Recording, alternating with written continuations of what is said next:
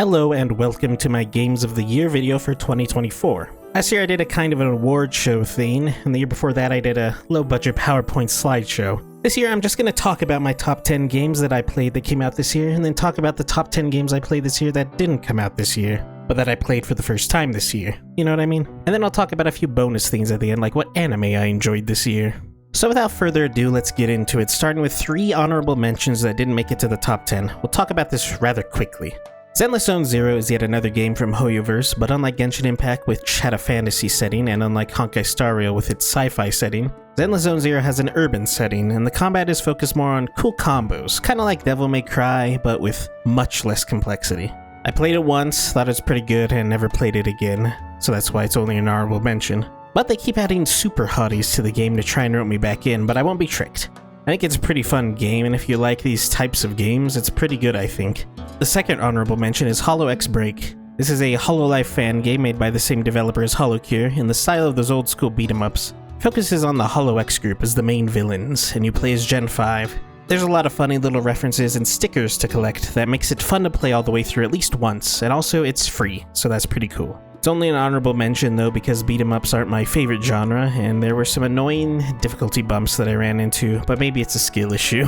Either way, it was still a jolly good time with lots of fun references, so I do recommend it. And the last honorable mention is Unicorn Overlord. Now, if you recall, during my 2023 favorite games video, I mentioned that Unicorn Overlord was my most anticipated game of 2024. So how can it be that it's not in the top 10? Is it because the game was disappointing? No, far from it in fact. The reason it's not in the top 10 is because, well, it's a little embarrassing, but I didn't actually finish it. I know, I shouldn't even put it on the list if I didn't finish it. But I played maybe a third to a half of the way through, so I kind of get the gist of it, and I don't expect it to change super drastically by the end. I do want to go back and finish it, I really do, but other stuff started coming out when I was still playing it, and I got busy with other stuff, and so my Switch just sat in a corner collecting dust, and since I was in the habit of playing it every day anyway, I just kind of didn't. I will finish it though. In fact, I'm writing the script in early December. Maybe I'll have gone back and finished it by the end of the month. If I do, I'll probably mention that in the comments or something. Anyway, that aside, I do like the game. Vanillaware has probably my favorite 2D art style.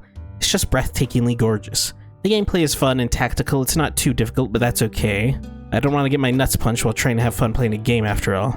The characters, while beautiful, can be a little one-dimensional, but I enjoy them nonetheless. Rosalind is the hottest character, by the way, don't at me.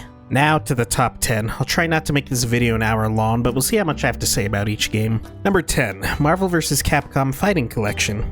I'll be honest, I'm not really a big fighting game guy, but I had to put this on the list purely for the fact that it even exists. Some of these games like Marvel vs. Capcom 2 and X-Men vs. Street Fighter were lost to time, unable to be purchased until this collection came along. There's a reason why Maximilian dude freaked out so much upon seeing them, you know? I played these games a few times, did arcade mode, and played with a friend for a bit, and I had fun. I don't regret my purchase, even if I only played it for a few hours. I had a lot of fun, and if you're wondering, the character I liked playing the most was BB Hood. Is she good? I don't know, and I don't care, because she was pretty fun to play. Anyway, check this game out if you're interested, if only to support Capcom and show them that people are interested in more Marvel vs. Capcom stuff in the future. Number 9, Marvel Rivals. Between this and the MVC Fighting Collection, looks like a pretty good year for Marvel, huh? This game is a 6v6 hero shooter, much in the same vein as Overwatch. Free to play and pretty darn fun. One thing I really think is cool about this game is how the battle passes are anti-FOMO. Even when the season ends, you can still complete the battle passes, so you don't have to be forced to play every single day. I think that's very cool. I also think the character designs are off the charts. I mean, have you guys seen Squirrel Girl? Ever since I played LEGO Marvel Superheroes 1 and 2, I've really liked Squirrel Girl, and I played the beta for Marvel Rivals, and I hoped and I prayed that they would add Squirrel Girl. And my dreams came true, and they made her more beautiful than I could ever imagine. Thank God. I do have some gripes with the game, of course. Some characters are way too strong. Iron Fist can just appear out of thin air and kill my ass. Good luck having fun playing support if the other team has an Iron Fist who knows what they're doing. Hawkeye is stupid as fuck. Why can this motherfucker nearly one-shot me across the map with his infinite arrows they can shoot at hyperspeed? Imagine if you were playing TF2 and the Huntsman could fire as fast and as straight as Hawkeye's arrows, and he had infinite ammo so he could just spam. You would say, what the fuck is this shit? But besides those balance issues, which I hope they get around to changing sooner rather than later, I still think this game is quite fun, and put it at my number 9 spot on the list. Number 8, Hades 2. Should this count? It's only in early access after all. Well, fuck it. It counts as far as I'm concerned. I'd have no doubt this would go higher if I played it some more, but well, I'm kind of waiting for it to come out of early access so I can do all the major stuff at the same time and not see placeholder art. I will say this though, from what I have played of it so far, it's damn good.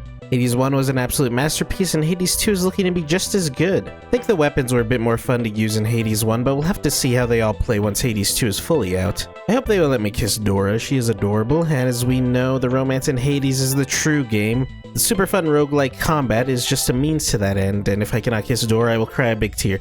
Anyway, maybe I'll have more to say about this game come next year. For now, I would say it's looking to be one of the best games in the last few years, just like Hades 1. Number 7, Slay the Princess the Pristine cut. Is this cheating to put an updated version of a 2023 game on my list? Well, to be fair, this was a pretty substantial update, and I didn't even play this game until this year anyway. Well, actually, I didn't play it, I just watched a friend play it. But it's a visual novel, so it's not like I was missing out on the intense gameplay or anything. Anyway, this is a real neat game with a jaw-dropping visual style and interesting story. It's probably best if you go into it blind, so I'll refrain from spoilers. But there's a lot of funny dialogue, creepy moments, and all sorts of goodies to discover while going through the many routes in this game. I do recommend it quite a lot actually. If you can afford it, buy it, but it's a visual novel, so it's not like you'll be missing much if you just watch a playthrough of it. But don't tell anyone I told you that. Number 6, Sonic X Shadow Generations. You might be thinking, hey, wait a minute, half of this game is just an old game, and that's true, but honestly the shadow parts, which are new, are actually so amazing that it's worth every penny. The levels are fantastic and designed so well. The music is amazing, and of course, it's always nice to be able to play as Shadow. I don't really have any in-depth thoughts on this, it's just a neat little addition to the already fantastic Sonic Generations that adds a bunch of super fun Shadow levels. If you're a Sonic fan, I'm sure you've already bought it, but if not, I'd recommend playing it and getting a taste for what the good Sonic games are like. Number 5, Like a Dragon Infinite Wealth. Boy oh boy, I love me some Yakuza. This would go higher if not for me thinking the story was a little weak. I don't really like the main villain whatsoever, and it boggles my mind as to why they got a Japanese man to play an American and deliver lines in pretty messy English. It's a little distracting. They could have just had the English voice actor do both the dub and the sub. Or hell, get someone fluent in English who sounds like the Japanese voice actor to do the English parts in the sub, you know what I mean? Because he does occasionally speak in Japanese, and he sounds Japanese. It was just all very odd. But besides that, which doesn't really matter, I didn't really like what they did with Kiryu in this game at all. There's some nice moments, sure, but they didn't really have a purpose. Okay, quick spoiler warning. Skip to the time on screen to avoid spoilers. Click it now. So, you know how Kiryu got cancer, and every time you play as Kiryu, you run around and he remembers the places he's been throughout his journey, and he even gets to have some contact with people from his past. It's clearly building up to him actually for real dying this time for real. But of course, in classic Yakuza fashion, he doesn't die. Even though he says, I'm going to die, I have cancer. Like, what the hell, man?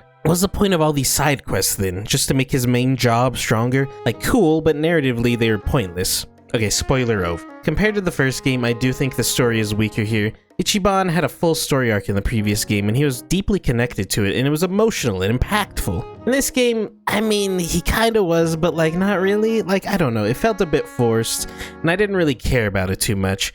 I don't know. I'm sure I had more coherent thoughts on it when I played it. Oh, I just thought of another spoilers thing to talk about, and it will also include the Man Who Erased His Name spoilers, so skip to the time on screen if you want to avoid both. So remember in The Man Who Erased His Name how Hanwa was really close with Kiryu, and they were really good buddies, and Hanwa even rewarded Kiryu in the absolutely heart-wrenching scene where he sees a message from some of the kids from the orphanage, and he is messy crying so hard, and seeing Kiryu cry like that made me cry like a baby. Like, honestly, I probably look just as messed up as him. There's a scene that could only make you super cry if you've played every Yakuza game that came before, and god, it was so good. And Hanwa was the absolute bro that gave Kiryu the chance to see that message. And then what happens in Infinite Wealth? Hanwa has a couple of lines, and then fucking dies, and Kiryu doesn't seem sad at all. I get that not everyone is going to play The Man Who Erased His Name because it's a spin-off, and you can't expect people to get attached to Hanwa, so maybe it's better to not have Kiryu be super emotional, but as someone who did experience The Man Who Erased His Name, that shit pissed me off so much. Anyway, spoiler over.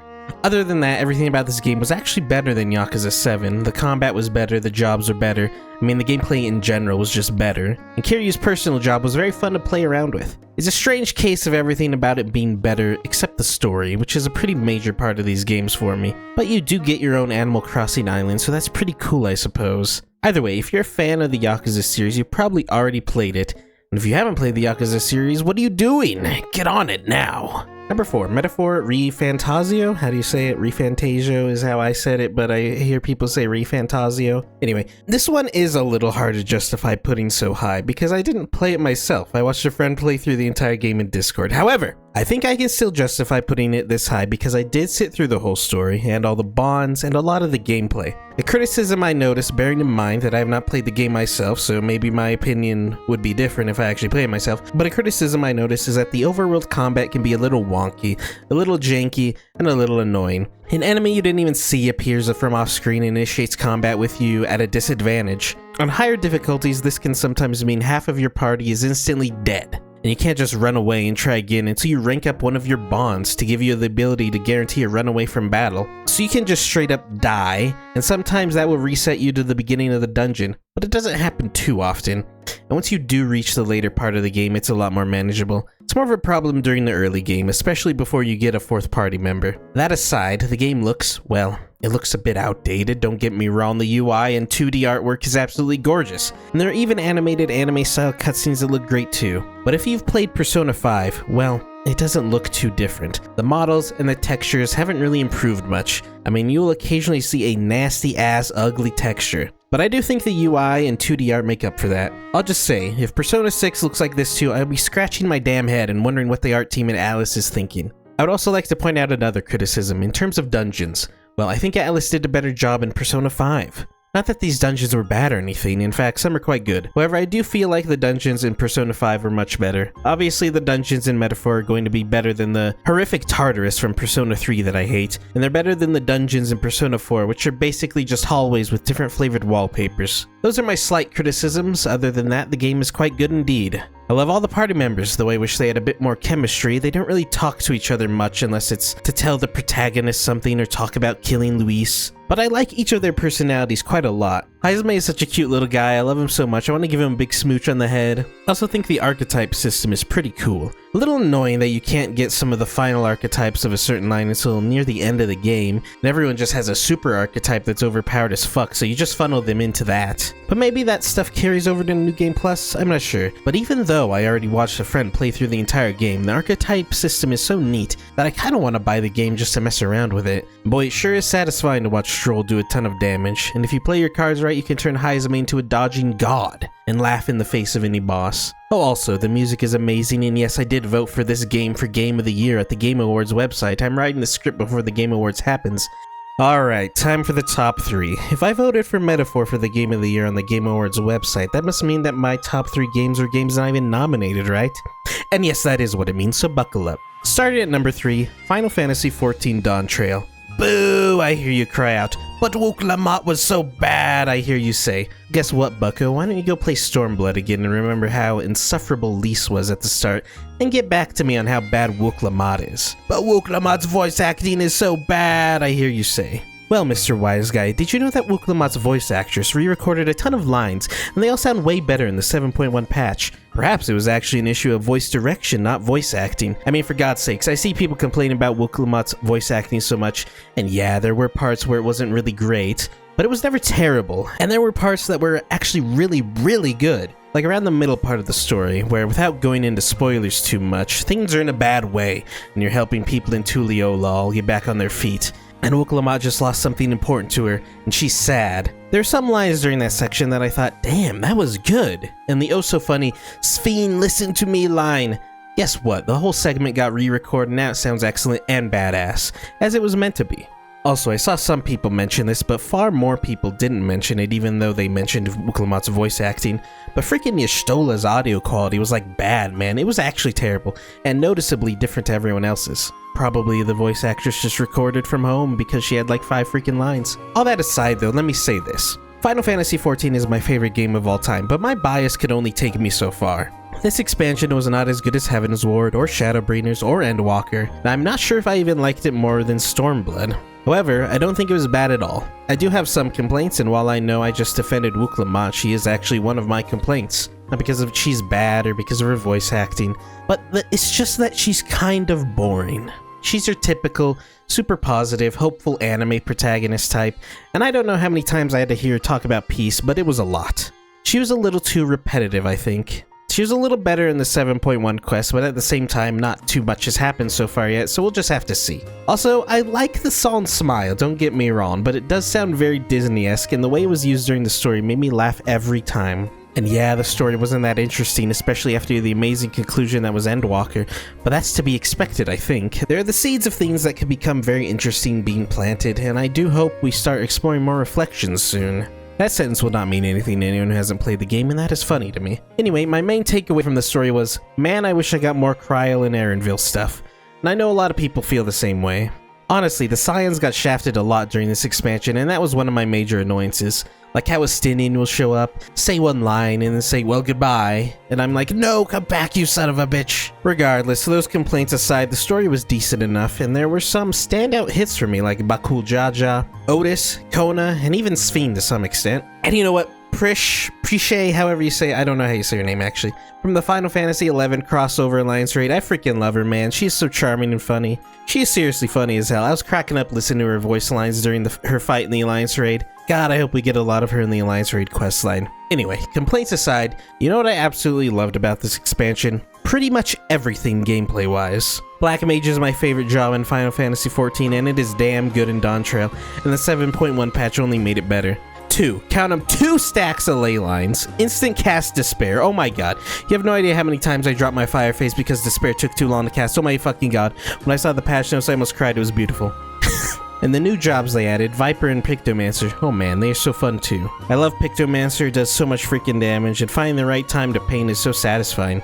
And Picto's dash is so damn good as a movement tool, man, it makes the job so fun to play. Every job I've touched so far has actually been a ton of fun, and I even had a ton of fun with Samurai. I nearly made it my main until they introduced the instant cast Despair. Oh, Black Mage, my beloved. And you know what else I love? The dungeons, the trials, and the raids. Finally, casual content isn't a super snooze fest. As a smidge, just a smidge of challenge to it.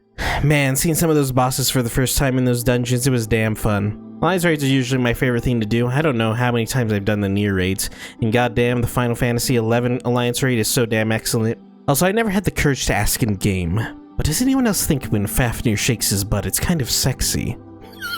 I don't know, man. Every time I see that big dragon booty shaking, I kind of go, oh, damn. Selling ass out here, Fafnir? Damn. Anyway, Dawn Trail was a ton of fun and remains to be fun, and I look forward greatly to the next patch. Number 2, The Legend of Zelda Echoes of Wisdom. If you saw my full playthrough of this game, you'll know I sang its praises many times. If you haven't seen my full playthrough, do consider watching it. Thank you. Anyway, I don't know what to say, man. It was just a damn good Zelda game. I swear, anytime they go back to the Link to the Past Hyrule, it's just a damn good Zelda game. A Link Between Worlds was excellent, and Echoes of Wisdom was excellent. I was so worried after Tears of the Kingdom that Zelda was just going to be like that forever. And there certainly are ingredients of Breath of the Wild and Tears of the Kingdom in Echoes of Wisdom. Sometimes literal ingredients. But that's okay, because what I love about Zelda is finally back. What do I love about Zelda, you ask? Several unique dungeons with unique soundtracks, bosses, and puzzles to solve. The dungeons in Tears of the Kingdom were a step in the right direction after the incredibly mid-Divine Beasts. But in my opinion, they were too open, cheesable, and they were all pretty similar. All the dungeons in Tears of the Kingdom were just activate the 5 switches using the ability you got from the sage and then fight a boss. They were pretty short too. I mean, the water temple especially, it was just pathetic, man. I did like the unique music in Tears of the Kingdom, and half of the bosses were good, but that's about it. In Echoes of Wisdom, every dungeon is unique, has cool puzzles. Small keys are finally back where they belong, inside dungeons and not just shrines for some freaking reason. And every boss, and I do mean every boss, was fun as hell. Some were really easy, like Scorchill, but every boss was fun. Honestly, the bosses might just be the highlight of the game for me. I was so excited to fight each and every one of them. And fighting the final boss side by side with Link was a really cool moment as well. And can I just say, it was so nice to finally have a real and good Zelda game where you get to play as freaking Zelda. I do wish there were some more costumes. There's only like, I don't know, 5 or something. But I do love the cat outfit, so I can't complain too much about that. The story was pretty standard Zelda stuff. Big evil entity is here. Go punch some guys in these dungeons and then go beat up the big evil. Though the stuff with Conde, the Yeti, and his brother and his dead father actually got a little sad. That was definitely a memorable part of the game for me. Now, I do have a couple of complaints. First, the most obvious issue with the game is the frame rate. It's usually fine in dungeons, but when you're out in the open world of Hyrule, it can get pretty bad. They did a patch a while ago that supposedly addressed some issues, but I didn't notice any significant changes, and I assume it hasn't gotten much better since I beat it. My other complaint is this stupid as fuck system that they think is acceptable, where all of your echoes are on this one fucking row, and it's so stupid. Did they learn nothing from the horrific arrow fusing menu in Tears of the Kingdom? Honestly, how did they not come up with anything a little better than this? It's fucked up because you don't even need to use all the echoes, so you're just scrolling past a bunch of filler basically to find the one you actually want to use. Granted, there are some sorting options, but they aren't enough. Why can't I create a custom menu where I can put a select few of the most useful echoes I come across so I can sort through only 10 to 20 echoes instead of like over 100? Goddamn, it just got more and more annoying as the game went on, and you got more and more echoes. Luckily, I basically just used the damn Dark Nut and Water Block the whole time, so I didn't have too much trouble. But those times where I did want to use something else, it got a little annoying. Other than that though, I don't really have any major complaints. Maybe the Gerudo section before the dungeon was a bit too long for my liking, but even then it wasn't unbearably long. I don't know. I just really like this game, and it would have been my game of the year if it wasn't for this absolute gem that came out around the same time that took me and a lot of people by surprise. Number 1, Silent Hill 2. By all rights, this game should have failed. It should have been terrible. The first trailer got the tone of the original completely wrong. All the Coomers in the YouTube comments talked about how ugly the ladies were. "No, who will I jack off to now?" they shouted. And it was made by Bloober Team. They don't make atrocious games, but they don't exactly make gold either. But somehow, through some fucking witchcraft, they made Silent Hill 2, and it was amazing. I never played the original. In fact, all I really knew about Silent Hill 2 was that there was a guy called Pyramid Head, and there was a funny joke ending with a dog. That was it. But I can now see why this game was such a cult classic, and why the idea of a studio remaking it and ruining it got a lot of people scared. But damn, they pulled it off. This might be the scariest game I've played, maybe ever. The horror's done so damn well. The story, goddamn is it good. You can kind of figure out the truth of what happened before it gets revealed, but that's not a bad thing. Things like that should be able to be guessed, otherwise it ends up feeling like it came out of nowhere. But damn, honestly, the segment of the game after the truth is revealed is my favorite part. Going through all the nasty rooms while super solemn music plays, and the enemies aren't even fighting back anymore, goddamn. It's hard to gush about it without going into spoilers, but the story itself is old, so forgive me. Pause the video and go play the game now if you haven't. The way the Silent Hill we see as a reflection of James' psyche is just so freaking cool. Pyramid Head being a manifestation of his guilt that he conjured up to punish him. It's just so good. The story is just so freaking good, and they nailed it, they really did. Though it is a shame this game also suffered from frame rate issues. What's with the best games I played this year being plagued by frame rate issues? Damn it. Though I do believe Bloober has actually made some improvements on that end. Anyway, I see a lot of people who played the original complain about how the pacing is slower in this remake because there's so much fighting to do. I can't really comment on that as someone who didn't play the original, but personally for me, I thought the pacing was fine. I enjoyed the combat as well, and it was nice to land a couple of quick headshots, but man, fuck those leg mannequins. They scared the shit out of me so many freaking times. I enjoyed the puzzles as well. They weren't too hard to figure out, but that's probably a remake thing since they reworked the puzzles. I tried to imagine what the puzzles must have been like in the original. I hear they were quite confusing. Anyway, I don't want to make this video 3 hours long, so I'll just say this. If you haven't experienced Silent Hill 2 in any way, please play this game. It is amazing. And if you play the original and aren't sure if you should try this remake, I think it's worth it. To see Silent Hill in a new, fresh way. The art style and graphics of this game are so good, man. There are many times I just stood there in awe at what I was looking at. It's a great looking game. Please check it out, and it is my 2024 Game of the Year. Now, to talk about the games I played this year that didn't come out this year. You might be thinking, what's the point of this? Well, not everyone can play every game that comes out the year it comes out. Maybe there's some hidden gem that came out a real long time ago that you're just discovering for the first time. I think those games still deserve recognition, especially because this is my video about my favorite games this year. They may not have come out this year, but I experienced them for the first time this year, and I just have to mention them because they were so good. I have a total of 9 games to present to you that I played this year that didn't come out this year. Number 9, Idle Showdown. Now again, I'm not a big fighting game guy, but if I was, this would probably rank higher. Idle Showdown is a 2D fighter, Hololive fan game, and has a lot of polish, and the characters are all fun to play. It's packed full of references, and even people who don't know Hololive can have a fun time playing it. And for Hololive fans, it's pretty cool too. If you're really into fighting games and Hololive, oh boy, it's bound to be a real treat. I don't have much to say, I only played it for a bit, but I enjoyed the references and seeing some of my favorite Hololive VTubers in a fighting game. Oh, also, it's free, so check it out, I recommend it. Number 8, Pal World.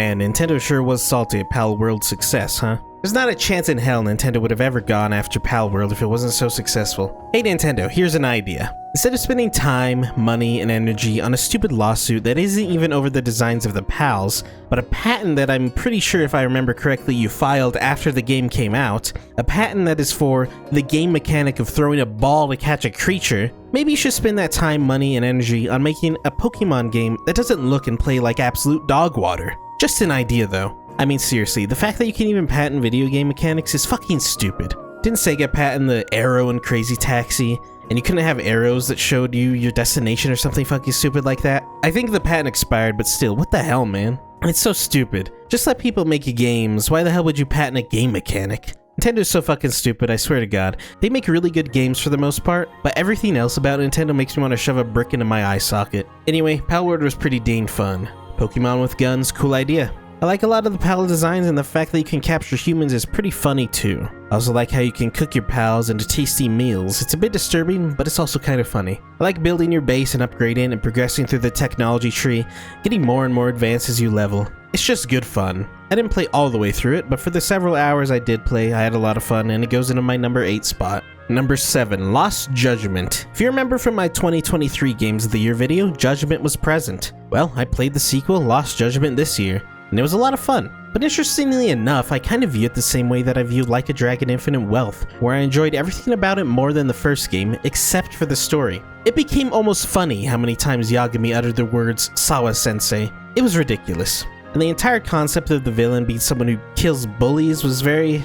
well, it was something, I'll say that. Also, Yagami beats up so many minors in this game, at their school too. It's very odd. However, the fighting styles were way better than the ones in the first Judgment. I don't remember which style it was in the first game, but there was like one style that was just clearly superior in every way and the other was dookie. But in this game, all the fighting styles were not only super fun, but actually really good in different scenarios. Another thing I liked about the gameplay is that they toned down those stupid chasing and stealth segments from the first game. They're kind of annoying and kind of just straight up bad, but they were few and far between in this game, which I did appreciate. The game of course looks gorgeous as well. I enjoyed some of the more Ace Attorney-like moments, like figuring out how the crime that set the story in motion was committed, but other than that the story was just, you know, alright. Nothing terrible of course, but I liked the emotional connection Yagami had to the story in the first game a lot more. Either way, the game is great, as expected of RGG, and if they ever make a Judgment 3, you can bet your bottom dollar I'll be there to play it. Number 6, Nausea.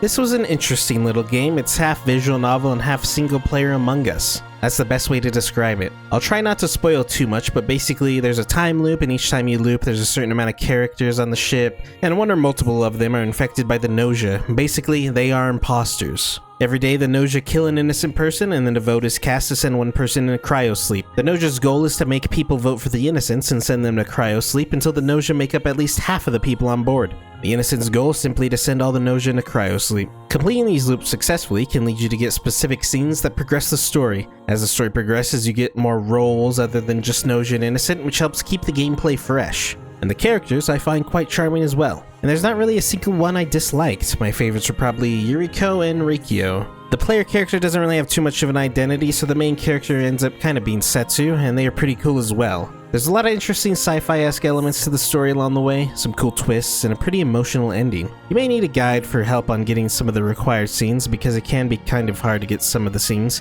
I completed everything in a little over 100 loops, like 120 or something. I don't quite remember the exact number, but I've seen some people claim over 200 loops were needed. Your mileage may vary, and I probably got pretty lucky. And it was very surprising to me after playing this game that several months later an anime adaptation was announced. I don't know how they'll adapt it, but I'll definitely be watching that to see this world again because it was very cool. I do highly recommend this game. Number 5, Divinity Original Sin 2. After Baldur's Gate 3 was such a massive success last year, and was my pick for best game of the year, I decided to check out Divinity Original Sin 2, Larian's previous big hit. If you played Baldur's Gate 3, this game will feel quite comfortable to start playing. The combat is different than the D&D style combat of Baldur's Gate 3, and in some ways I actually preferred over Baldur's Gate 3, which felt a bit constrained by the rules of D&D. It's a ton of fun, which is to be expected of Larian, lots of charming little side quests and characters to encounter on the way as well. I played it with 3 other living, breathing humans, so I didn't get to see basically any of the NPC party member content, but that's okay. There were still a lot of cool NPCs to enjoy along the way. I played as a lizard wizard, and boy oh boy, lighting everything on fire was just a ton of fun. If you played Baldur's Gate 3, which is quite likely, considering how big it was, and you wanted a fresh new experience similar to it, I highly recommend checking out Divinity Original Sin 2. The ending was kind of whatever, it basically was just, and then it ended. But maybe that's just because I was in a group of people. I think there's more than one ending, so maybe we just got the meh ending, I don't know. Either way, it was a ton of fun, and I can see why this game put Larian on everyone's radar. Number 4, Hollow Cure 0.7 update. This is totally cheating, and I don't even care. This game was already on my list last year, but I'm putting it on again because it got a substantial update. 9 new characters, the members of Gen 3 and Gen 4, a big-ass casino to gamble at, which includes a Chow Garden-esque game mode where you raise one of the members' mascots and can make it do races and battles. A goddamn entire fucking Jump King Tower that took me 3.5 hours to complete.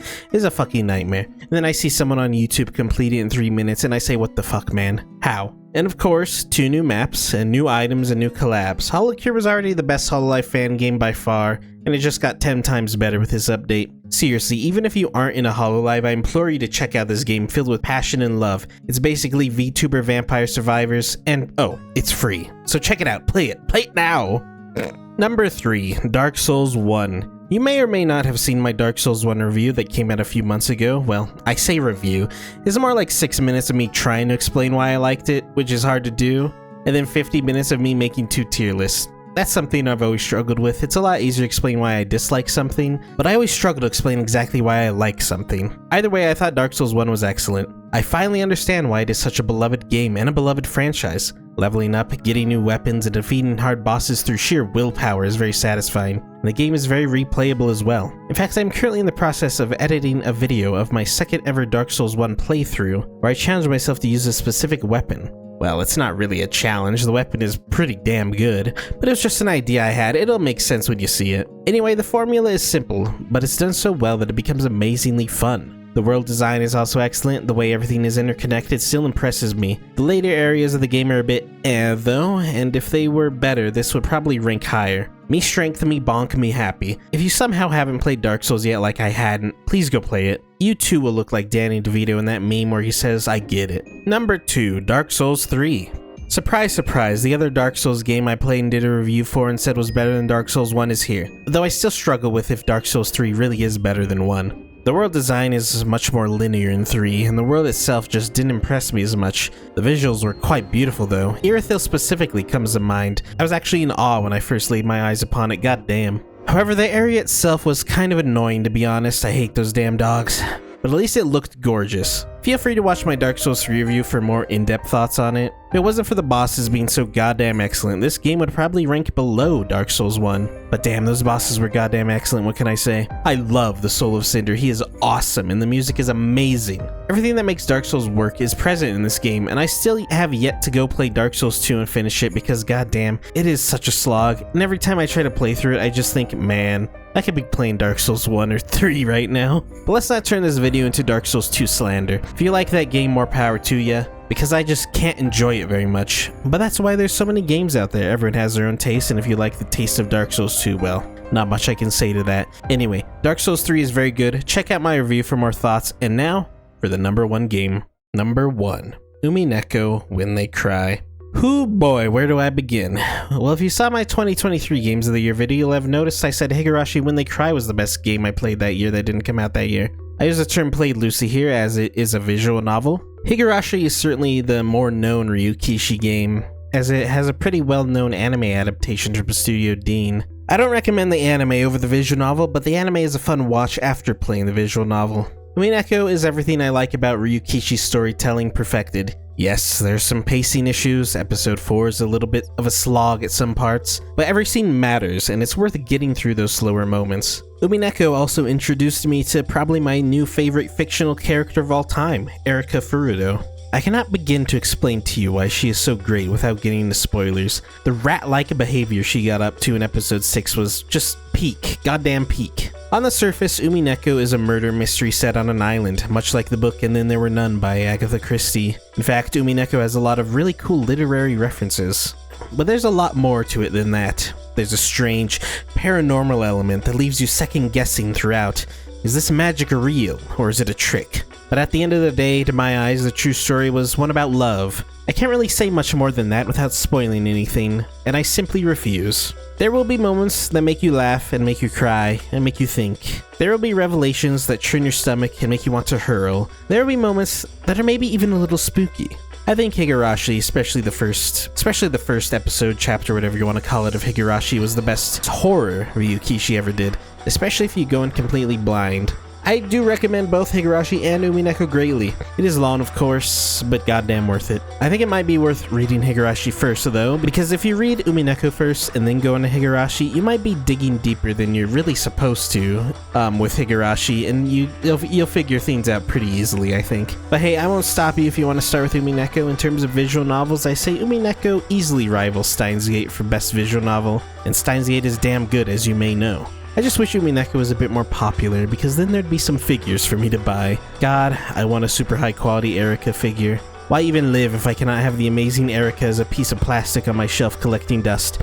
Anyway, Umineko is probably the best piece of fiction I've read or seen this year, including all animes and movies and television and books and games I've watched, read, or played. Goddamn, it is just so excellent. If you do play it, you can either watch a playthrough on YouTube, as it is just a visual novel, or buy it yourself. However, I would recommend looking into modding it to be the console version because, oh boy. The old sprites have that old Ryukishi charm, but they certainly aren't for everyone, and the updated sprites on the Steam version are just downright hideous. Sorry to say. The console sprites, though, are excellent, and the console version even has really cool animated backgrounds that show the rain and stuff. Honestly, the sound design of this visual novel is second to none. Holy crap, it is so good. And the writing is really good too. When I can get invested in characters I just met discussing like family inheritance, damn, that is when you know the writing is good. Please do give it a shot if you have any interest at all. It may just change your life, and I mean that with all sincerity.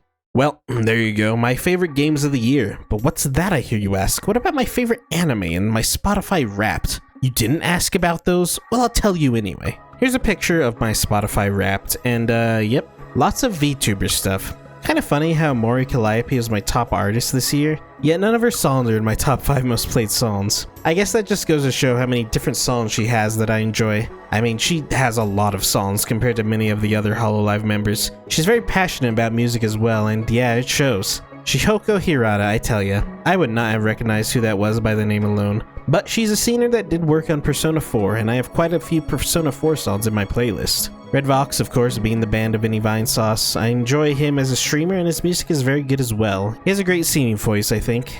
Kendrick Lamar, he was pretty big this year, wasn't he? I had actually never listened to a Kendrick song before the Drake beef started, and I didn't really like any of Drake's songs that I had heard before, so I went in with a bit of bias against Drake, and damn, Kendrick dropped some super hot fire. Not Like Us was and still is an absolute banger and a slam dunk. I then went and listened to a bunch of Kendrick's albums while leveling a dwarf rogue in Classic WoW one night when I had nothing better to do. Damn, they are good. I think my favorite is To Pimp a Butterfly. The storytelling, when you listen to the album from start to finish, made me well up with emotion. Same with Good Kid Mad City. And the beats in Kendrick's rapping is just good to listen to. Definitely recommend those albums if you haven't heard them yet. Number 2 is Okayu. Kind of hard to tell if you can't read the Japanese characters. I can't actually read the hiragana that says Okayu since I took 2 semesters of Japanese in high school, but you won't catch my ass being able to read the kanji, no shot. You know, I talk a lot about Hololive, but I don't watch the Japanese members nearly as much, simply because I don't speak Japanese. Yeah, I can recognize some words, but I'm nowhere near fluent. Anyway, if I did speak Japanese, I'd probably be a big fan of Okayu's streams. Well, I'd probably be a bigger fan of Picora and Korone's streams, but Okayu too. Honestly, if Okayu is streaming and no English streamer is streaming and I need something to listen to in the background while I do some stuff, I'll just put her stream on just because her voice is so nice to listen to. There's one member I would listen to based on the sound of their voice alone, it would be Okayu. And her singing voice is damn good too, which is why she's my second listen to artist. And funnily enough, my 5th and first most listened to songs are from Okayu. 5th place is Mogu Mogu Yummy, and 1st place is Kamisama Neko-sama. Dude, Kamisama Neko-sama is so damn good. The guitar is excellent in the middle of the song. When it turns into this crazy, almost hip-hop rap is insane. I love it so much. My number 2 song is Help by Kobo Kanairu, another Hololive member.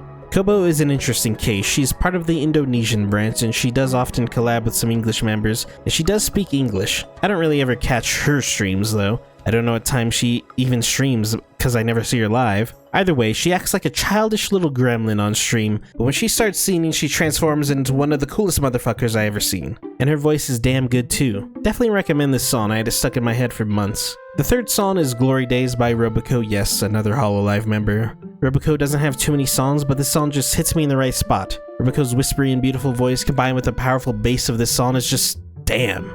Damn, it's just fucking good, man. I stopped writing the script for a moment just to turn it on, and I'm literally listening to it as I type. It's so good. Anyway, I wish Robico had more songs. She doesn't have too many, but when she does drop, ooh boy, watch out, because it's gonna be a damn banger. And in fourth place is Doggy God Street, just a damn fun song by Corona, yet another Hololive member. I may or may not be obsessed with Hololive. Please watch the video for Doggy God Streets, it's a lot of fun. Anyway, that's all for my Spotify Wrapped. Now let's briefly talk about anime to end this video. I didn't watch that many anime this year, but I did watch a few that I will recommend. Of the anime that released episodes this year, I watched Frieren, Konosuba Season 3, and ReZero Season 3.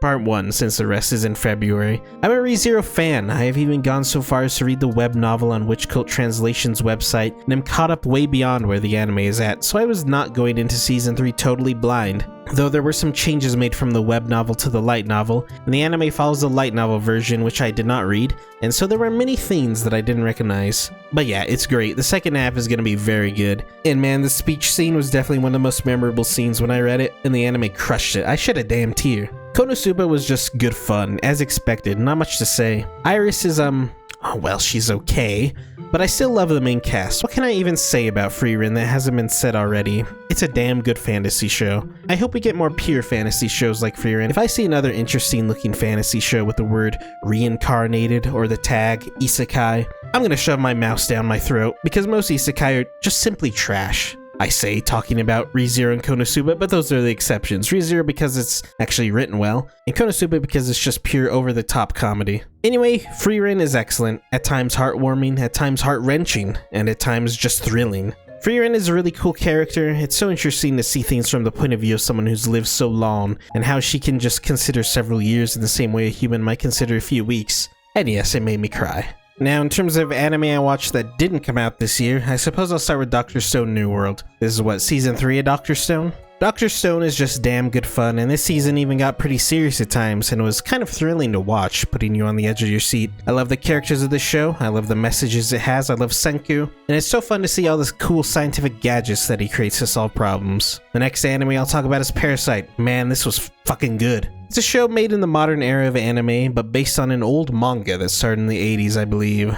And man, you can kind of tell that it was made in the 80s. The school delinquent punks just scream 80s anime to me. Either way, this is a story that explores what it means to be human, and it was just good as hell. Highly recommended. Next is a bit of a doozy, and that's Quintessential Quintuplets. No, don't turn off the video, we're almost to the end, okay? Hear me out. I was in the same boat as you. I took one look at it and said, that looks like fan service-filled harem crap! But it's actually not. I mean, there's an occasional fan servicey shot here and there, but nothing you wouldn't expect from your typical anime. I don't know why this show has the harem tag everywhere I look. I mean, there's a part of me that was worried that it was heading in that direction, but the show does not actually end with a harem. One of the gimmicks of the show is that it shows you that he marries one of them, and you're supposed to be thinking throughout the entire show, oh man, I wonder which one he is going to marry. I bet when this show was going on, there was furious debate within the fandom on who would win. I thankfully did not get spoiled on who won, and let me just say this, without spoiling, let's just say my favorite character was the victor. I felt vindicated like you wouldn't believe. Anyway, besides that, it's pretty much just a really well done slice of life show with lots of drama, romance, and comedy, and it can get very funny. The protagonist, Futaro, has the same voice actor as Inosuke in Betelgeuse, and he can get a little crazy with it, which lends itself well to being just really damn funny. Trust me, it's good, please, watch it, I swear I'm not crazy, and then join the cult of my favorite character. I can't say who it is because I'll spoil who won, but please join the cult, I love her, she's so awesome. Anyway, up next is Nichijou. Another comedy. I'd actually seen a good amount of Nichijou episodes and clips a few years ago because they were always floating around on YouTube, but this year I finally sat down and watched every episode. Nichijou is just damn hilarious. It can get a little crazy and maybe overwhelming, and your brain may melt if you watch too many episodes in a row, but goddamn it is so funny. The surreal humor of Nichijou is what sells it for me, as well as the absolutely excellent animation.